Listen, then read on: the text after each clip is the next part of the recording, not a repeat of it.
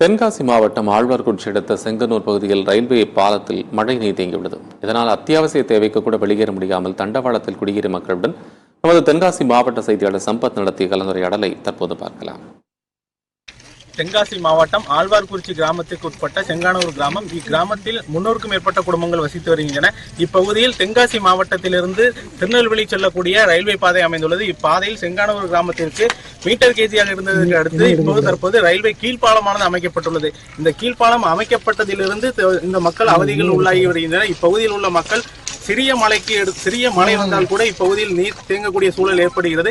இதன் காரணமாக மக்களுக்கு தேவையான அத்தியாவசிய பொருட்கள் வாங்கக்கூடிய சூழல் செல்ல முடியாத சூழலும், மேலும் ஆபத்து காலங்களில் செல்லக்கூடிய ஆம்புலன்ஸ் வசதி கூட செல்ல முடியாத சூழல் இருந்து வருகிறது. எனவே இப்பகுதியில் உள்ள மக்களிடம் கேட்டறியலாம் என்ன சூழ்நிலையில இருக்கு. இங்க 5 வருஷமா இதே சூழ்நிலை தான். இப்போ ஒரு வாரமா ஊரை விட்டு வெளியே போக முடியல.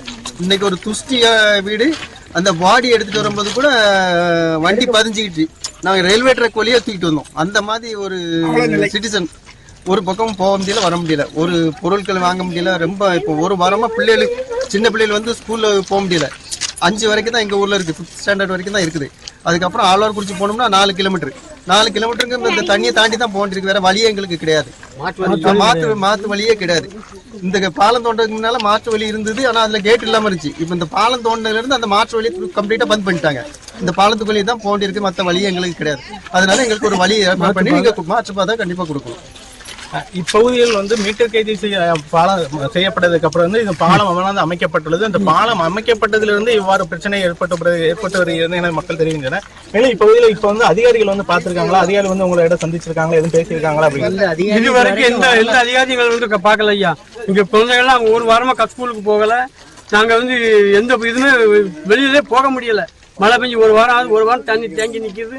மாற்றுப்பாதை இல்லாத காரணத்தினால இன்னைக்கு ஒரு துஷ்டி வீடு எங்களுக்கு பொம்பளால் இறந்து போச்சு. இறந்து போன பிணத்தை கூட எங்களால் தூக்கி கொண்டு போக முடியாம நாங்க வந்து ரயில்வே ட்ராக் வழியே தான் கொண்டு தூக்கிட்டு போயிருக்கிறோம். அந்த சூழ்நிலை இருக்குது.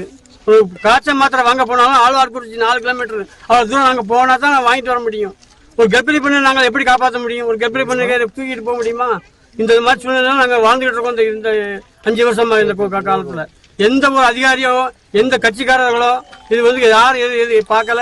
எம்எல்ஏவோ எம்பி ஜெயிச்சு போனாரே தவிர இதுவரைக்கும் இந்த செங்கானூர் ஊர் இந்த இடத்துல இருக்கான்னு எம்பிக்கு தெரியாது. இந்த திருநெல்வேலி மாவட்டத்துல செங்கானூர்ல இருக்கிறது இந்த எம்பிக்கே தெரியாது. அந்த அளவு எங்க எம்பி இருக்காரு. இந்த எங்க ஊர் எங்களுடைய தொகுதி எம்பி எம்எல்ஏ அதற்கு மேல எம்எல்ஏ வந்தா எம்பி இல்ல, எம்பி இருந்தா எம்எல்ஏ இல்ல, எம்எல்ஏ இருந்தா முதலமைச்சர் இல்ல. அந்த இதுல நாங்க இருந்துகிட்டு இருக்கோம் இந்த ஊர்ல. தென்காசி மாவட்டத்தில் தற்போது மழை வடிந்து மக்கள் வந்து இயல்பு வாழ்க்கைக்கு திரும்பிக் கொண்டிருக்க சூழலில் இப்போது செங்கானூர் கிராமம் மட்டும் இயல்பு வாழ்க்கைக்கு திரும்ப முடியாத சூழல் உள்ளது. மக்கள் இப்பகுதியில் வந்து மாற்றுப்பாதைக்கு செல்ல முடியாத சூழல் உள்ளதால் இப்போது தற்போது ரயில்வே கேட் பகுதியிலே குடியிருக்கும் சூழலும் ஏற்பட்டுள்ளது. எனவே இப்பகுதியில் நிரந்தர பாதை வேண்டும் என்பது இப்பகுதி மக்களின் கோரிக்கையாக உள்ளது. சத்தியம் செய்திகளுக்காக தென்காசி மாவட்டத்திலிருந்து சம்பத்.